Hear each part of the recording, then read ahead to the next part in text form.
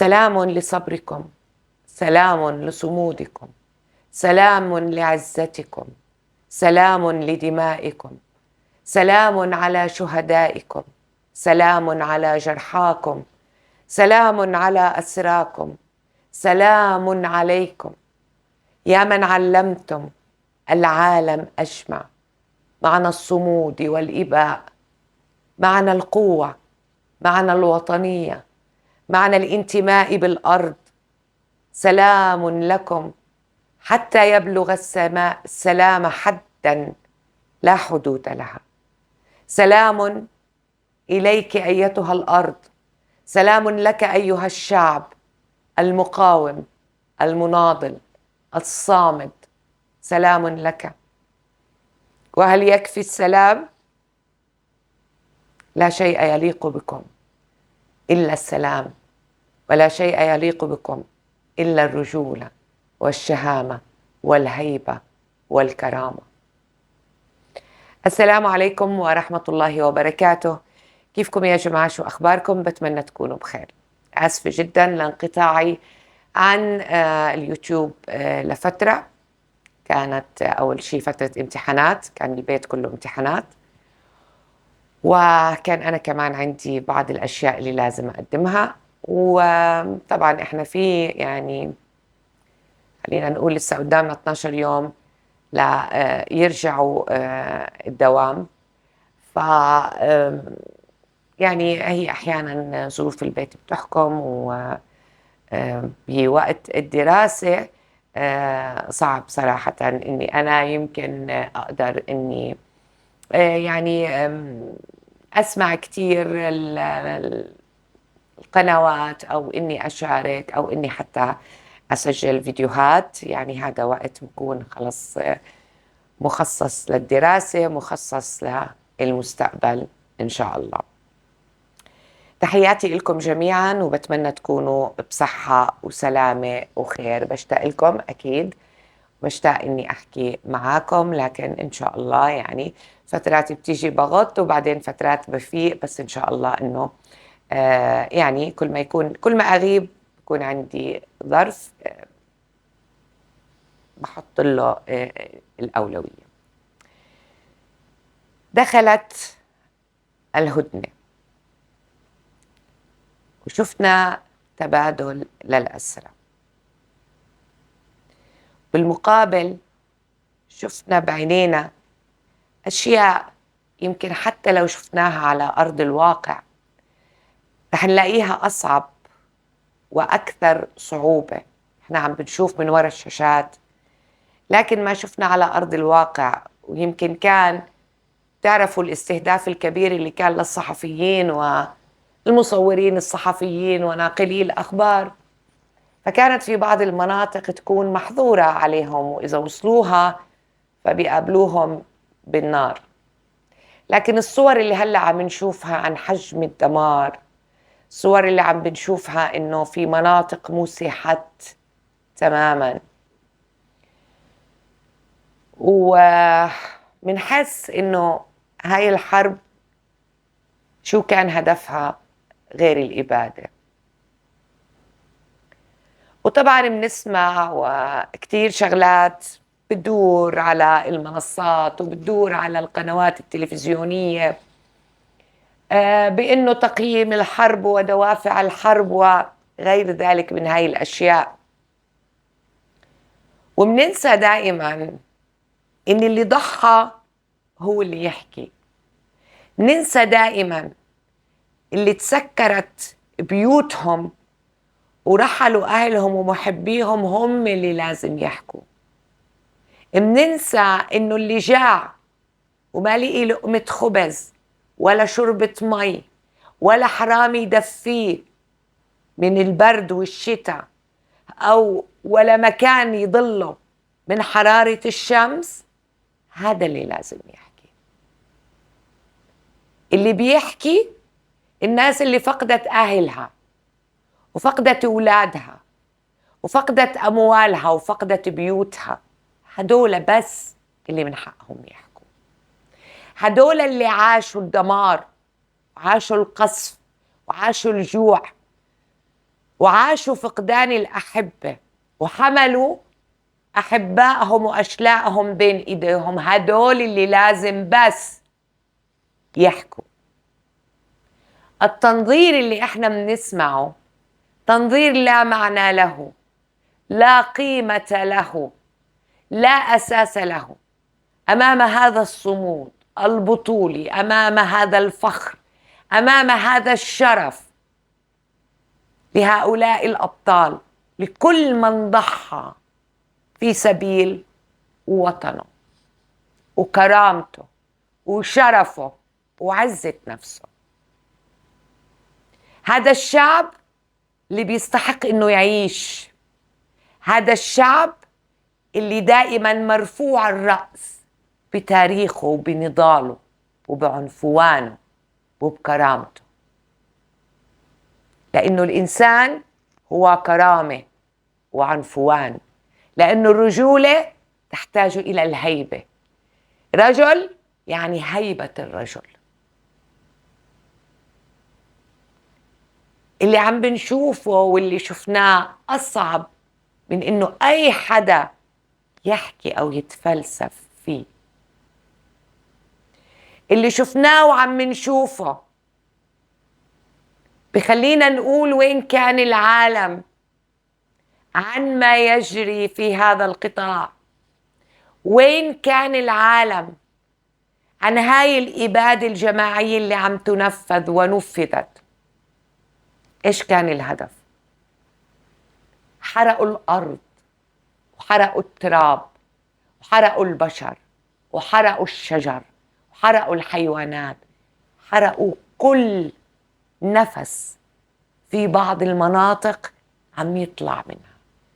لسه قاعدين بنحكي ومنزاود، ما حدا يزاود وما حدا بيطلع له يحكي إلا من ضحى، إلا اللي عاش تحت القصف، إلا اللي راحت عيلته كلها. في واحد من عيلته راح 250 شهيد.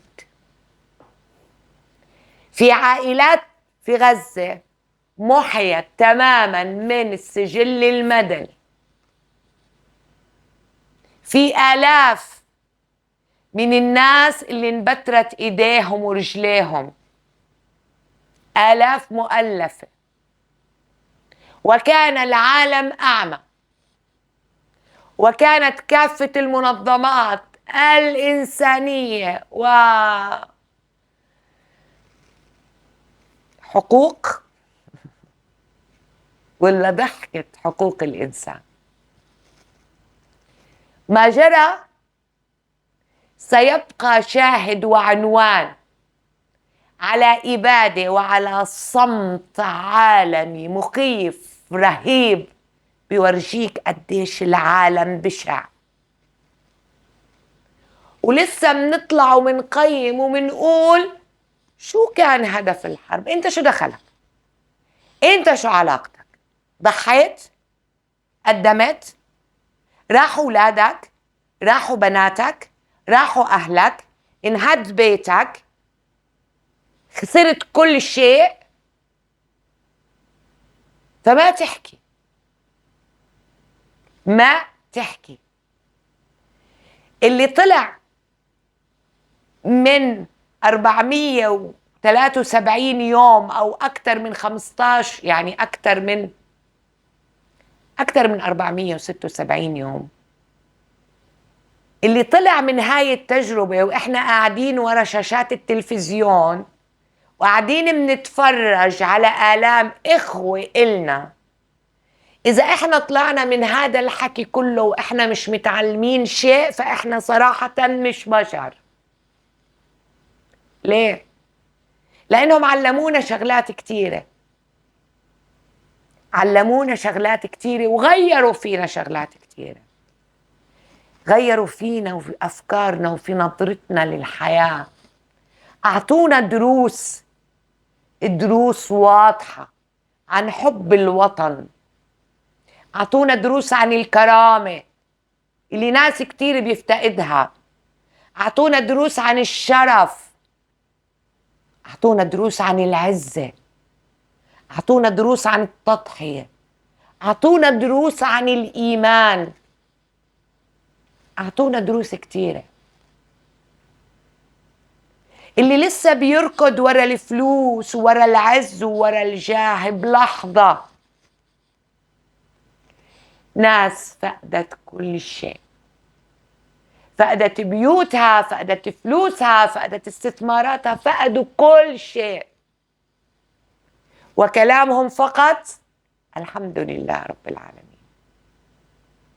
هدول اللي قدموا صورة حلوة مشرفة مشرقة عن العرب وعن الإسلام، هدول اللي ضحوا، اللي ضحوا، اللي قدموا، اللي صمدوا، اللي صبروا.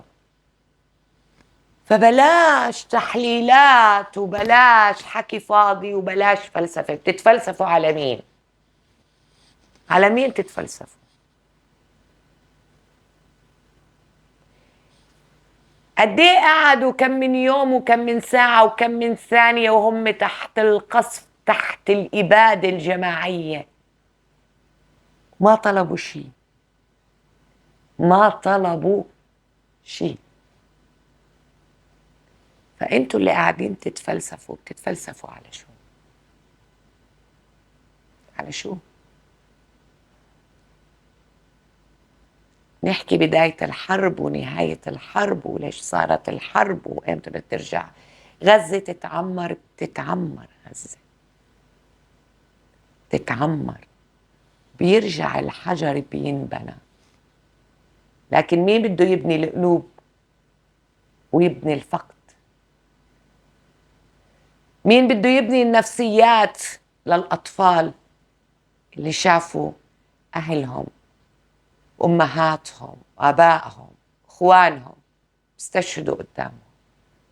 مين بده يبنيهم من جوا اللي عايشين لحالهم؟ في كتير أطفال فقدوا عائلاتهم وهم اللي نجوا.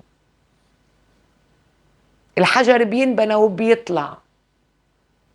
مين بده يبني هدول الناس ويبني هاي النفسيات؟ مين اللي رح يعوض مبتوري الأطراف عن أطرافهم وهم شباب زي الورد؟ مين؟ مين؟ نتفلسف على ناس اتسكرت عليهم الأرض واتسكر عليهم البحر، وكمان شوي بخنقونا، ولو طالوا بخنقوهم خنق، هم خنقوهم. نيجي احنا بنتفلسف وبنقول شو نتيجة الحرب؟ انت شو دخلك؟ شو قدمت حضرتك؟ شو عملت بلا مؤاخذة؟ شو ضحيت؟ خلي غزة تعلمكم شغلات بالحياة مهمة، شغلات الصبر وشغلات الصمود. خليها تعلمكم عزة النفس والكرامة والإباء. هذا شعب أبي، أقل ما يقال عنه أبي، وعدو لا يمكن أن يوصف، لا يمكن. لأنه لو جبنا كل القواميس اللي بالدنيا حطيناها عشان نوصفهم ما رح نقدر نوصفهم. من حقهم يفرحوا، من حقهم. احنا عارفين الأيام اللي جاي شو مخبي، خليهم يفرحوا شوي، خليهم يفرحوا شوي. هم يفرحوا بوقف الطيران وبوقف القصف، ولما راحوا على بيوتهم يشوفوها ويدوروا على أحبابهم جثث، ما لقيوا حتى الجثث.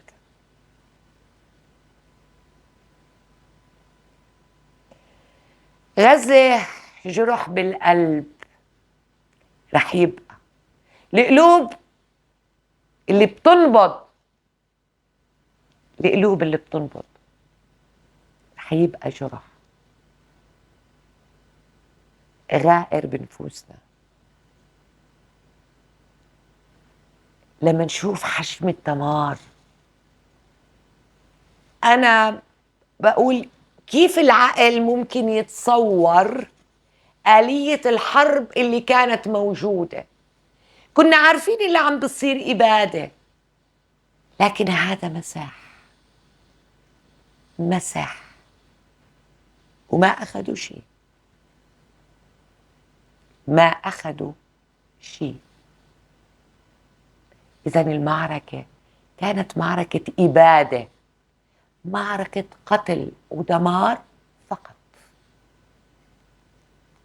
من أجل القتل والدمار.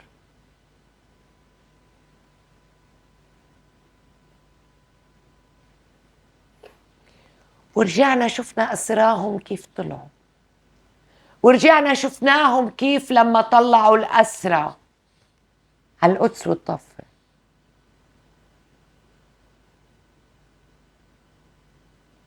إذا بدنا نتعلم شيء من غزة نتعلم شيء واحد، إنه عدوك واحد. من دون فلسفة الأشياء ومن دون ما نجمل الأشياء، عدوك واحد.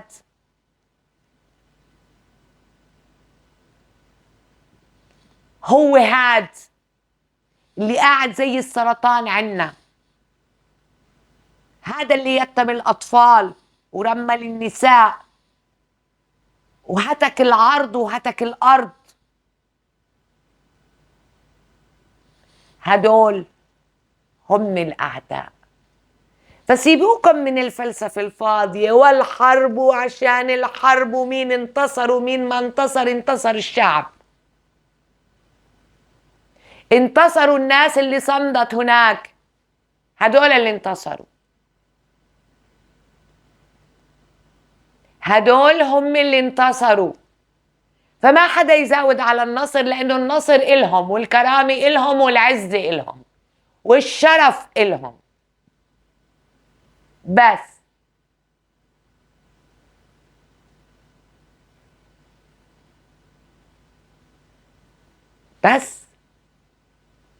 من دون أي مزاودات ولا مزايدات.